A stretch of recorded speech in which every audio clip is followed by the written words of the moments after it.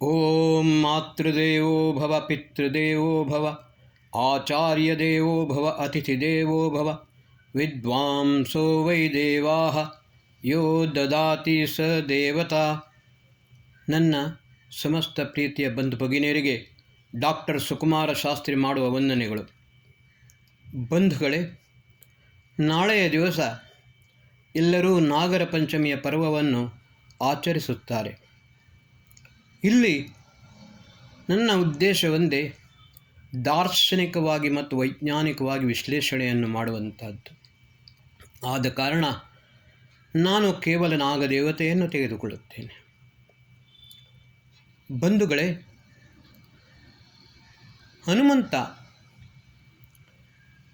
ಹನುಮಂತನನ್ನು ಮಾನವ ರೂಪದಲ್ಲಿ ನೋಡಿದರೆ ಅವನು ಸೀಮಿತನಾಗುತ್ತಾನೆ. ಅದೇ ಮುಖ್ಯ ಪ್ರಾಣ ಎಂದು ಹೇಳಿದರೆ ಅಸೀಮಿತನಾಗುತ್ತಾನೆ. ಪವಮಾನ ಯಜ್ಞವನ್ನು ನಾವು ಮಾಡುತ್ತೇವೆ. ಕೆಲವರು ಅಜ್ಞಾನದಿಂದ ಪವಮಾನ ಎಂದ ಕೂಡಲೇ ಹನುಮಂತ ಎಂದು ಹೇಳುತ್ತಾರೆ. ಆದರೆ ಒಂದು ಪ್ರಸಿದ್ಧ ಭಜನೆ ಇದೆ, ಪವಮಾನ ಜಗದ ಪ್ರಾಣ. ಬಂಧುಗಳೇ, ಪಂಚಪ್ರಾಣಗಳಿವೆ: ಪ್ರಾಣ, ಅಪಾನ, ವ್ಯಾನ, ಉದಾನ, ಸಮಾನ. ಪಂಚ ಉಪಪ್ರಾಣಗಳಿವೆ: ನಾಗ, ಕೂರ್ಮ, ಕೃಕಲ, ದೇವದತ್ತ, ಧನಂಜಯ. ಉಪನಿಷತ್ತಿನಲ್ಲಿ ಹೇಳುತ್ತದೆ ಸರ್ವಂ ಪ್ರಾಣೇ ಪ್ರತಿಷ್ಠಿತಂ ಅಂತ. ಯಾವ ರೀತಿ ನಮ್ಮ ದೇಹದಲ್ಲಿ, ಪಿಂಡದಲ್ಲಿ ಪಂಚಪ್ರಾಣ ಉಪಪ್ರಾಣಗಳು ಇವೆಯೋ, ಅದೇ ರೀತಿ ಪ್ರಾಣನು ಸಕಲ ಪ್ರಾಣಧಾರಿ ಜೀವಿಗಳಲ್ಲಿ ಇರುತ್ತಾನೆ. ಅವನು ವಿಶ್ವಾತ್ಮನು ಹೌದು. ಬಂಧುಗಳೇ, ನಾಗ ಪ್ರಾಣನ ಉಪಪ್ರಾಣ. ನಾಗನಲ್ಲಿ ವಿಕೃತವಾದರೆ ಆವಾಗ ವಿಶೇಷವಾಗಿ ಆದರೆ ಬುದ್ಧಿಭ್ರಮಣೆಯೂ ಆಗುತ್ತದೆ, ಆದಿವ್ಯಾಧಿಗಳು ಉಂಟಾಗುತ್ತವೆ. ಇದನ್ನು ನೋಡಿಕೊಂಡು ಕೆಲವರಿದು ನಾಗನ ಶಾಪ ಎಂದು ತಿಳಿದುಕೊಂಡು ಪುರೋಹಿತರ ಹತ್ರ ಹೋಗುತ್ತಾರೆ. ವಾಸ್ತವಿಕವಾಗಿ ಅದು ನಾಗಸರ್ಪದ ಶಾಪವಲ್ಲ. ನಮ್ಮ ದೇಹದಲ್ಲಿರುವ ಪ್ರಾಣ ಮತ್ತು ಅಪಾನದಲ್ಲಿ ಆಗುವ ವಿಕಾರವಿದೆ. ಪ್ರಾಣ ಮತ್ತು ನಾಗ ಇದರಲ್ಲಿ ವಿಕೃತಿಯಾಗುತ್ತದೆ. ಆವಾಗ ದೇಹದಲ್ಲಿ ಹಲವಾರು ರೀತಿಯ ಆದಿವ್ಯಾಧಿಗಳು ಆರಂಭವಾಗುತ್ತವೆ. ಬಂಧುಗಳೇ, ನಾನು ಹೇಳಿದಾಗೆ ಉಪನಿಷತ್ತಿನಲ್ಲಿ ಸರ್ವಂ ಪ್ರಾಣೇ ಪ್ರತಿಷ್ಠಿತಂ. ವೇದದಲ್ಲಿ ಅಗ್ನಿ ಮತ್ತು ಸೋಮ ಎಂದು ಹೇಳುತ್ತಾರೆ. ಬ್ರಾಹ್ಮಣ ಗ್ರಂಥದಲ್ಲಿ ಪ್ರಾಣ ಮತ್ತು ರೈ ಎಂದು ಹೇಳುತ್ತಾರೆ. ಬಂಧುಗಳೇ, ಈ ಪ್ರಾಣಶಕ್ತಿಯನ್ನು ನಾವು ನಮ್ಮ ದೇಹದಲ್ಲಿ ಧಾರಣ ಮಾಡಿಕೊಳ್ಳಬೇಕು.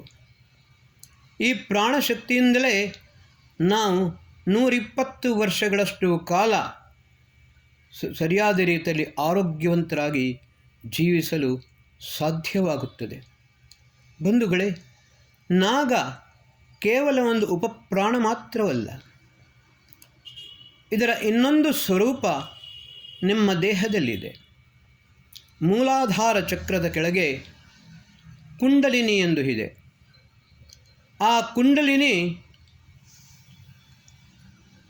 ಈ ರೀತಿಯಲ್ಲಿ ನಾಗ ತನ್ನ ಹೆಡೆಯನ್ನು ಕೆಳಮುಖವನ್ನಾಗಿ ಮಾಡಿಕೊಂಡು ಕುಳಿತುಕೊಂಡ ಹಾಗೆ ಇದೆ.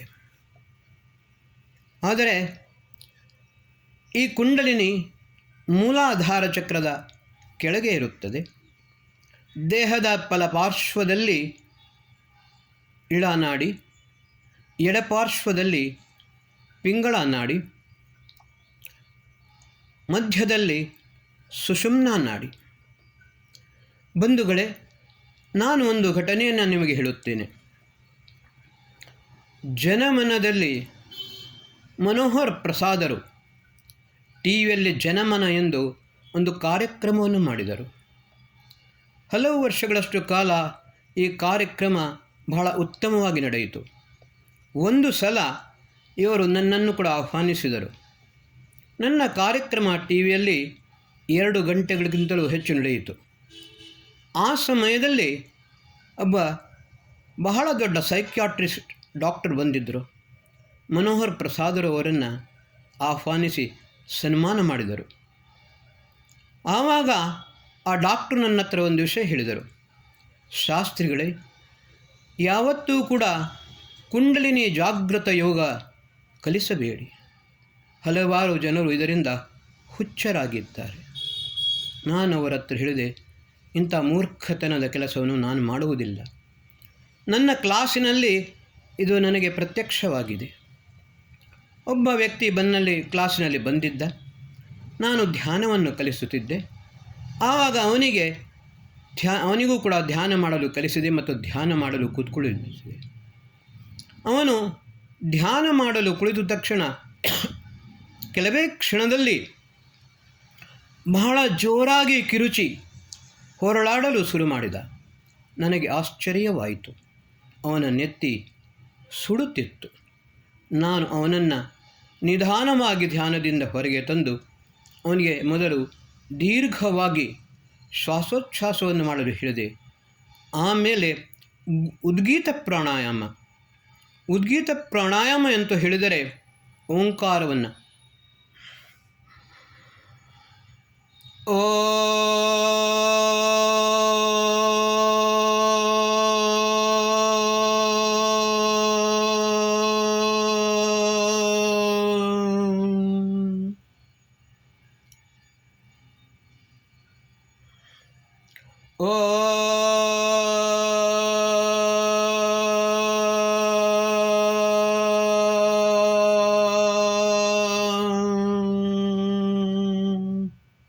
ಈ ರೀತಿ ಉದ್ಗೀತ ಪ್ರಾಣಾಯಾಮವನ್ನು 5 ಬಾರಿ ಅವನಿಂದ ಮಾಡಿಸಿದೆ.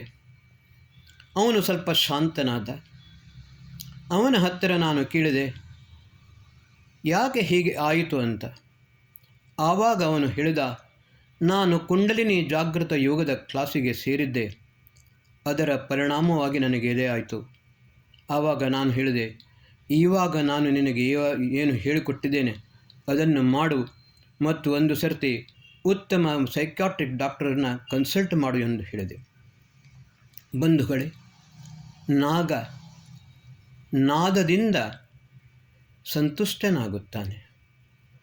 उसको शोर शराबा पसंद नहीं है. ಓಂಕಾರವು ಆಕಾಶದಲ್ಲಿ ವ್ಯಾಪಕವಾಗುತ್ತದೆ. ಅದೇ ರೀತಿ ನಾವು ನಮ್ಮ ಕುಂಡಲಿನಿ ಜಾಗೃತವನ್ನು ಓಂಕಾರದಿಂದ ಮಾಡಬೇಕು. 3 ಬಾರಿ ಈ ಉದ್ಗೀತ ಪ್ರಾಣಾಯಾಮವನ್ನು ಮಾಡಿದಾಗ ನಮ್ಮ ಕುಂಡಲಿನಿ ನಾಗ ಜಾಗೃತನಾಗುತ್ತಾನೆ.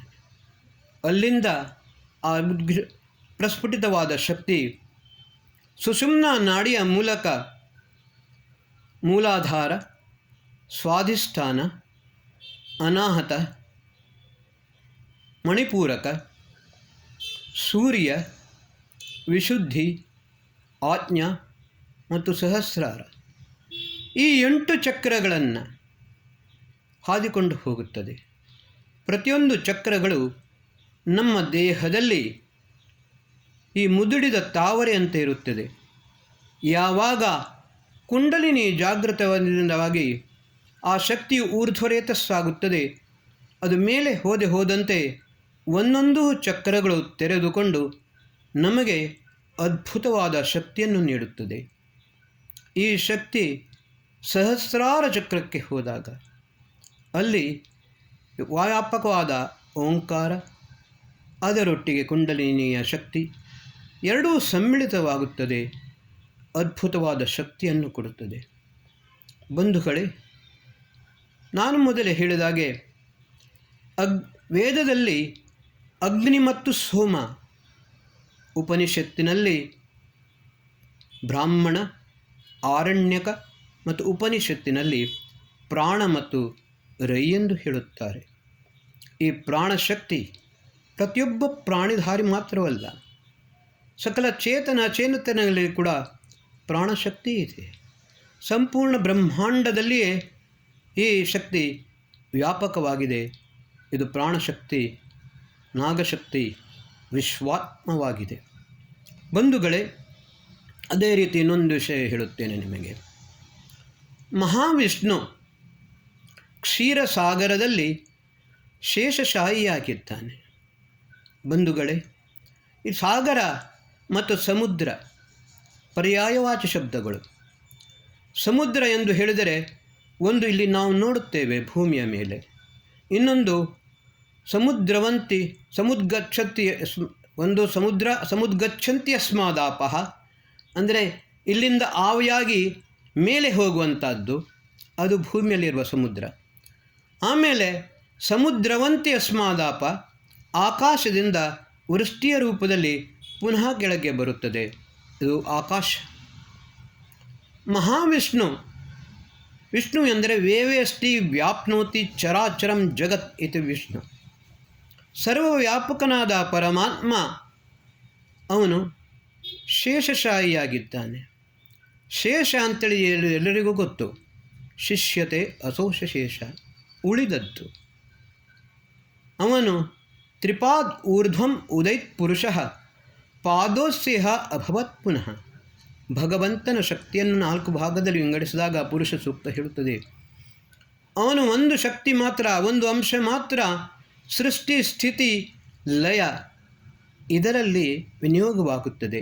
ಇದೇ ಶೇಷ. 3 ಅಂಶ ಅವನು ದ್ಯುಲೋಕಗಿಂತಲೂ ಮೇಲೆ ಇರುತ್ತಾನೆ. ಅದಕ್ಕೋಸ್ಕರ ಹೇಳುತ್ತಾರೆ ಊರ್ಧ್ವಮೂಲ ಅಧಃಶಾಖ. ಬಂಧುಗಳೇ, ಅಥರ್ವ ವೇದದಲ್ಲಿ ಒಂದು ಉಚ್ಚಿಷ್ಟ ಸೂಕ್ತ ಅಂತ ಬರುತ್ತದೆ.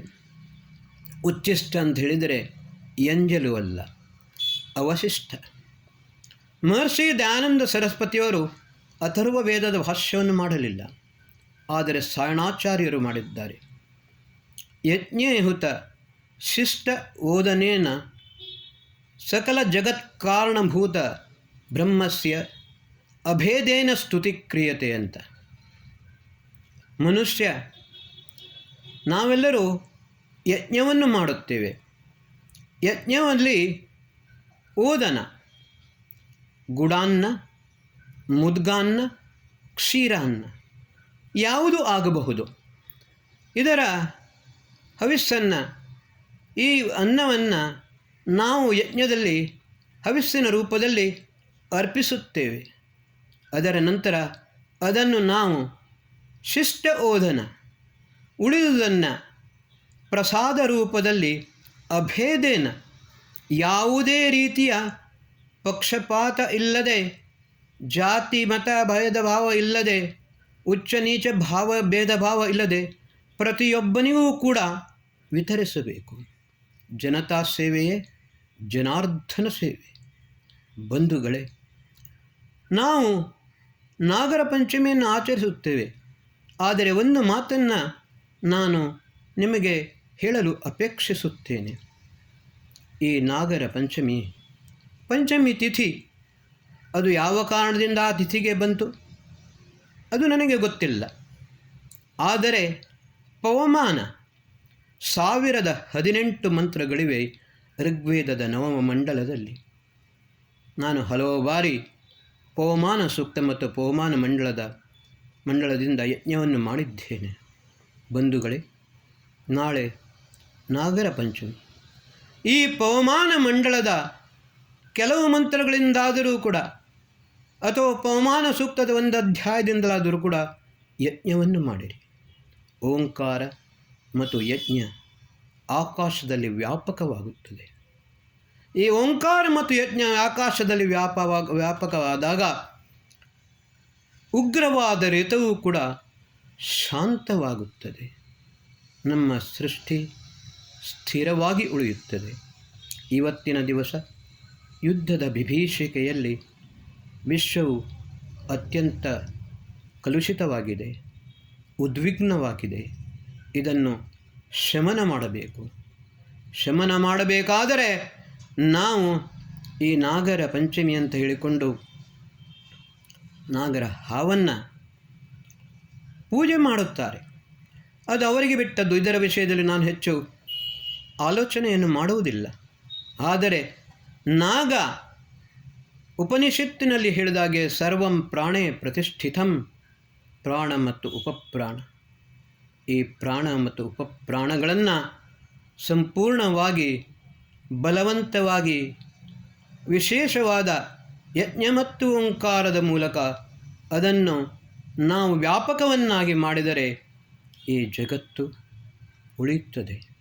ಯಾಕಂದರೆ ಅಥರ್ವವೇದ ಹೇಳುತ್ತದೆ, ಸತ್ಯಂ ಬೃಹತ್ ಋತಂ ಉಗ್ರಂ ದೀಕ್ಷಾ ತಪೋ ಬ್ರಹ್ಮಯಜ್ಞ ಪೃಥ್ವೀಂ ಧಾರಯಂತಿ. ಇವಾಗ ಸತ್ಯವೂ ಇಲ್ಲ, ಋತವು ಉಗ್ರವಾಗಿದೆ, ದೀಕ್ಷೆವಂತೂ ಇಲ್ಲವೇ ಇಲ್ಲ. ತಪಸ್ಸು ಏನನ್ನು ಹೇಳುವುದು? ಭರ್ತೃಹರಿ ಹೇಳುತ್ತಾನೆ, ಭೋಗಾನ ಭುಕ್ತ ವಯಮೇವ ಭುಕ್ತ, ತಪೋನ ತಪ್ತ ವಯಮೇವ ತಪ್ತ, ಕಾಲೋನ ಯಾತ ವಯಮೇವ ಯಾತ.